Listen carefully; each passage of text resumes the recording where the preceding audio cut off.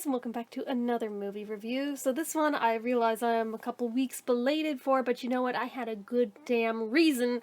There was a death in the family. Before anybody asks, my immediate family is fine. It was a little more extended family than that. But anyway, movie we're reviewing today is Easter Parade, which I swear every single year I'm going to review on or around Easter, and then somehow never get around to it. So this year I'm finally getting around to it.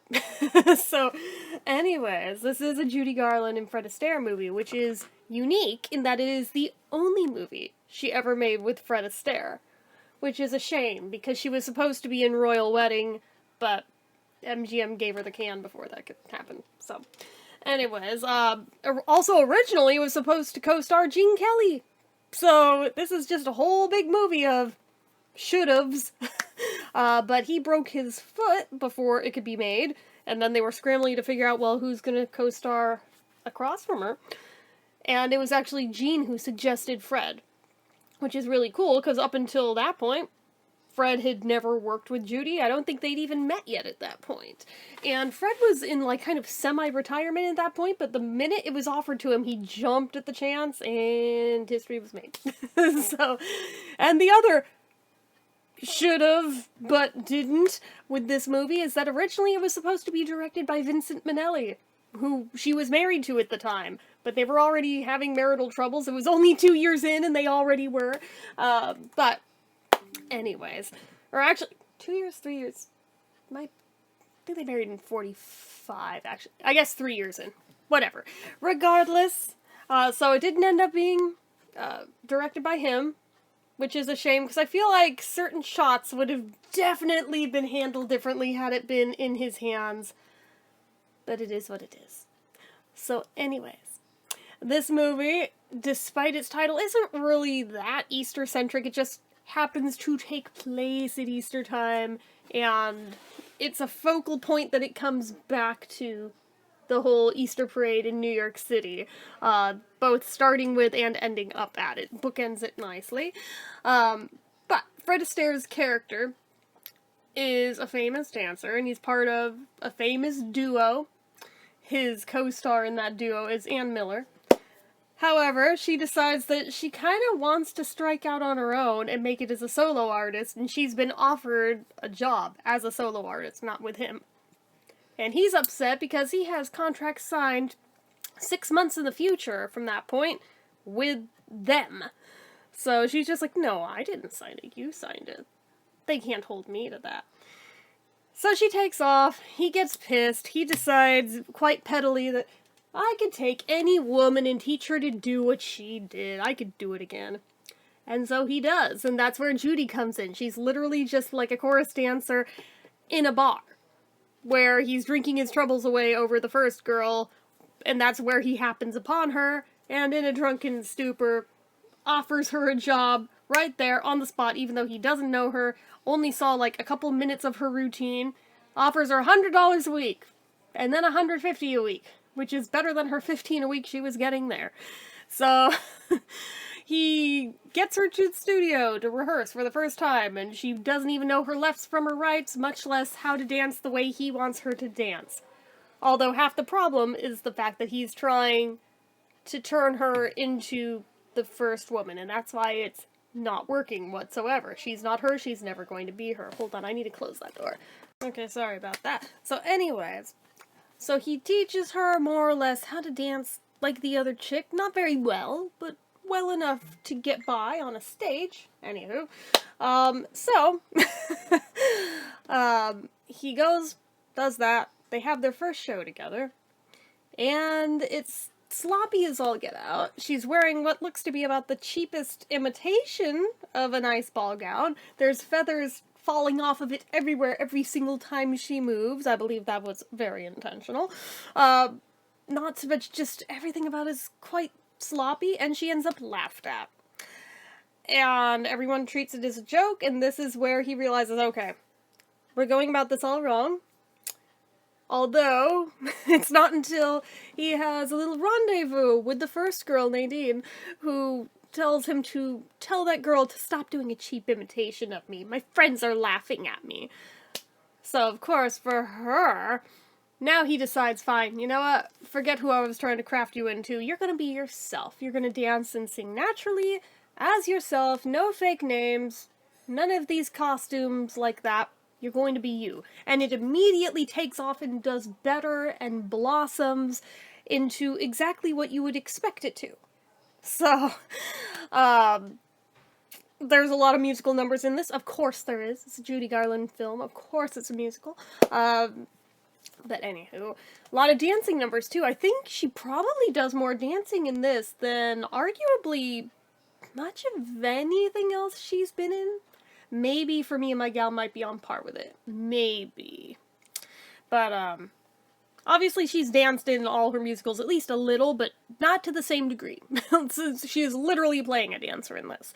But regardless. So, you watch the ascent of their career taking off, and she comments on the Easter parade and everything, and he says, yes, 1 year's time, because she happens to see Nadine without knowing that was his former partner. It's like, in 1 year's time, you're going to be putting her nose out of joint. Everybody's going to be looking at you the way they're looking at her right now. And it does come to pass later on.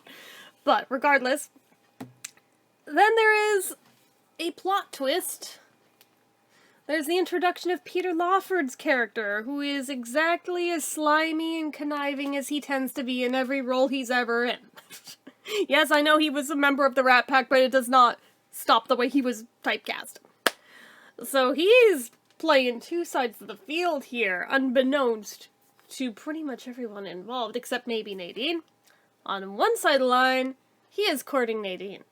On the other side of the line, he is also trying to court Judy's character. And never the twain shall meet, or at least they shouldn't until they do. But it just keeps putting more and more wrenches in the works, because of course it does, otherwise there wouldn't be much plot to this movie, would there? So it causes drama that doesn't really necessarily have to happen, drama that is at certain points rushed through and so unrealistic that it's almost cringe. But that said, I still love this movie, regardless. I watch it every year for Easter. But there are moments where I'm like, that could have been done better or just omitted entirely. That didn't need to happen. Anyway, yeah, that is a whole factor that is going on top of Nadine also having her housekeeper being a spy for her as well on everything that Judy's character is doing, because clearly she sees her as a threat now. Both in terms of career, as well as a threat to her being able to potentially get Fred Astaire's character back at any moment that she may please. It's like that. All the while, Judy's character is falling in love with Fred Astaire's character, even though he acts as though he doesn't see her as a woman, just as, like, somebody that he works with on stage. It's professional only. And of course, this eventually blows up until it's all smoothed over, and then blows up again later. Kind of true to Judy's life, let's be real. But, the whole thing, it's a bit convoluted. It's messier than it needs to be, but at the same time it has a charm to it. And there's lots of highlights in this that, I mean, it's one of those things where it's a love it or hate it kind of deal. Generally, if you hate musicals, you'd probably find even what I find to be the highlights to be eye-roll worthy, whereas I'm over here like, dude, no, those are my favorite parts of this thing. Like, Fred Astaire's drum crazy scene, like, towards the very beginning of the movie, that, I mean, when I think of this movie, that is, like, the first thing my brain defaults to, is that exact scene, even though, does it really play anything into the rest of the movie? No. But at the same time, am I forever grateful that it's there? Yes. So, it's lots of little things like that that endear this movie to me. Is there a lot of songs in it that are forever memorable? Yes, but usually not as a direct result of this movie, I don't think. I mean, it is an Irving Berlin musical, so clearly, like, pretty high up there with songwriters, but things like I Love a Piano, the title song Easter Parade, It Only Happens When I Dance With You, like, these are American standards. And there's others in it, too, throughout, so it's just kind of interesting seeing them all here. And it's also interesting that for as much as, on one hand, this movie often gets forgotten when people think about musicals, whenever there's documentaries made about, like, the history of Hollywood and specifically about musicals, clips from this always get used. Especially of Fred Astaire's dancing, like, without fail. So it makes it interesting to me how it's so iconic in some ways and yet so forgotten in others. How can it be both at the same time? I don't know, but here we are. So, I don't know. Maybe it's because of just the seasonality of it that people often don't think about it except for at the time of year when it's relevant. Unless they are specifically seeking out the filmography of one of the people in it, which is also not out of line. That was how I stumbled upon it originally. So, anyway, I think for me, I give this like a 4 out of 5 stars. It's not perfect. It's not perfect. It's not a perfect musical. There's a lot of things with the plot that could have been ironed out. There's a lot of things about it that just minor details, minor nitpicks, things like certain parts of the costuming could have been done better. Like, I feel they did Judy dirty in the earlier part of the film. I realized part of that was intentional to really show the glow-up factor, but even so, they didn't have to go quite as hard in making her look as frumpy and dumpy as they did at the start. But I get it. But then even once they glam her up, some of those outfits, I'm like, who is in charge of this? Who put a woman with an Irish complexion in pastel pink and thought this was a good idea? As someone who also has the same natural coloring as Judy, I can attest, that is like the worst color we can wear. So it's like, why? Just, I don't understand. And then they still throw pops of that same color in later, like with like her gloves later on, with, at least the dress was white, but still on somebody that pasty. Why did you put her in white? Again, I know, minor nitpicks that really don't matter that much to the overall film. But would have been the little minute details that could have popped up that score that last little bit of the way. Some of the songs in this, I have questions. Like that fucking Snooky Yookums, oh my god. I would have gladly taken Mr. Monotony put back in the film and trade it for Snooky Yookums, because that song drives me up a damn wall, but whereas Mr. Monotony is like the sibling of Get Happy. It's the same outfit and everything, but maybe that's why they decided not to use it, even though I believe this came first, if I'm not mistaken. Correct me if I'm wrong, I might have my Judy timeline a little bit off, but I think this came first. So it was almost like them testing the waters, so to speak. But regardless, another one of those, like, just little minor itty-bitty things I would have done differently, but it's not up to me. But, overall, though, I do love this movie, and just the general aesthetic of most of it, the certain iffy costume choices aside, but most of it is absolute eye candy to look at. It's a beautiful film, which cannot be said of every film from that era, but of the ones that do it well, it makes it like my second favorite era of movie in terms of aesthetic. Nothing will top the 60s for me. In my brain, I forever love how 60s movies look more than anything. But my second favorite is the 1940s. And the 50s, then the 70s. Anyway, they all have a feel, they all have a flavor to them, and this very much embodies the very beautiful look of what Technicolor 1940s style films could look like. Especially MGM films in particular. They really did it right.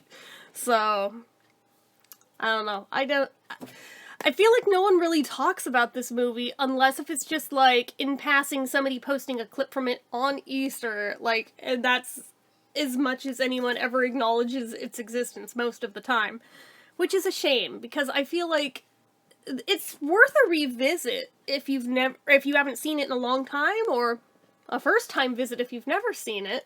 But again, with caveat, if you're not a fan of musicals, you're not going to enjoy this. But if you are a fan of musicals, you'll probably be surprisingly... I don't know what word I'm looking for here. I think I was trying to start saying pleasantly surprised, and then I fucked it up. So anyway, that is about it for this one for me. So as usual, you know what to do. If you like this video, go ahead and give it a like. If you're not already and you'd like to be, click subscribe. Hit that notification bell icon so you never miss an upload. Leave comments down below. Make sure you're following my social media accounts, my Facebook fan page, my Twitter, my Instagram, my eBay, my Reddits, everything and more. It's all down below. And if you like what I do here on this channel and you'd like to help support it, the donation link, as always, is down in the description. Get your name on the end card for a month from the time of donating. Anyway, guys, until next time, see ya.